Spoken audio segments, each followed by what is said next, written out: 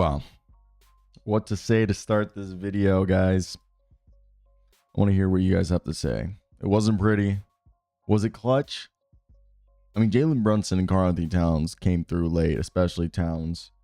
As someone who grew up watching the Timberwolves, it's beautiful and awesome to see Towns fulfilling his potential, but it's a little bittersweet because why didn't you do this for us?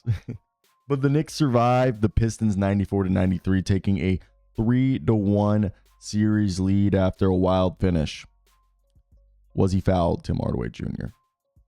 I'd like to hear what you guys have to say down below. Like, subscribe for more content like this. We do the draft, cover every team in the league, off season, whatever you need, we have it. And go check out my work as a multimedia journalist for USA Today's hoopshype.com. Jalen Brunson played through pain and orchestrated a late game offense that was really, I guess you could say, led by and capitalized by those two massive shots hit in the final 2 minutes by Karl-Anthony Towns. Cade Cunningham had a triple-double. And I'm not blaming him on missing the game winner. He's done it time in and time out. I'm torn if that potential fouled game winner Tim Hardaway Jr. took was one that you needed to call. I know he leaned into it. I think there's an argument for both sides of it. If it wasn't the final shot of the game, they might have called it. Final shot of the game, you kind of want to let it stand. I get that, because who would want to end the game on free throws? But I also understand from the Pistons, they call it how it is. Josh Hart had the glue guy performance, defense, rebounding, hustle, anything you needed. Glue guy himself, Josh Hart, was there. It was a great performance. And in one that was sloppy, the Knicks shot below 40% from the field. They did shoot 45% from three, while Pistons shot 43% from the field, but 24% from three.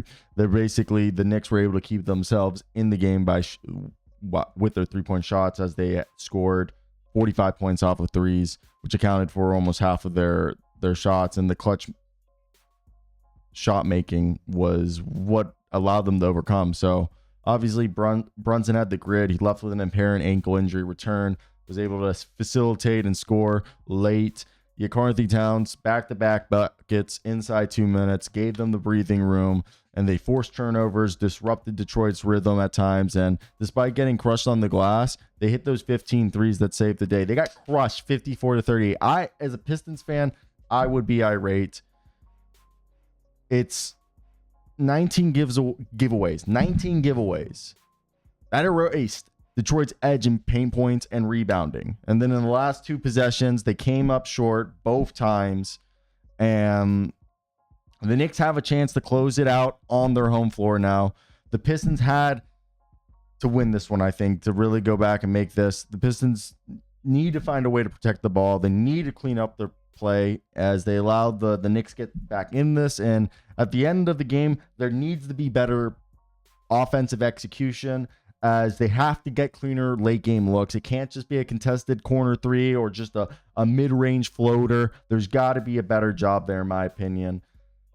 And I know JB Bickerstaff isn't a offensive coach, but that's just something you got a game plan for. There's got to be a play that you know is your bread and butter at the end of those game situations, and I think that's where you hurt yourself. So that's my 2 cents on that one. And I know we could go all day complaining about it, but yeah, I find it really frustrating if you're a Pistons fan about this. I mean, if I'm a Knicks fan, I like this. Late game execution. The guys aren't choking. The guys are doing what needs to be done.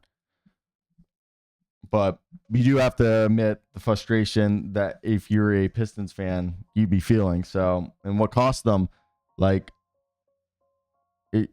man, because I see it. It's plain as day. Game 4 could have been a hugely different series now going back to New York.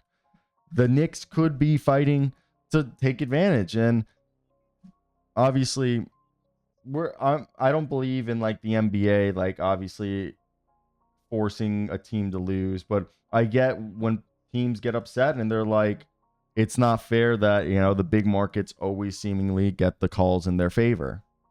Because in moments like this, I understand that frustration. So that's it. That's my 2 cents on this one. Just quick little instant reaction.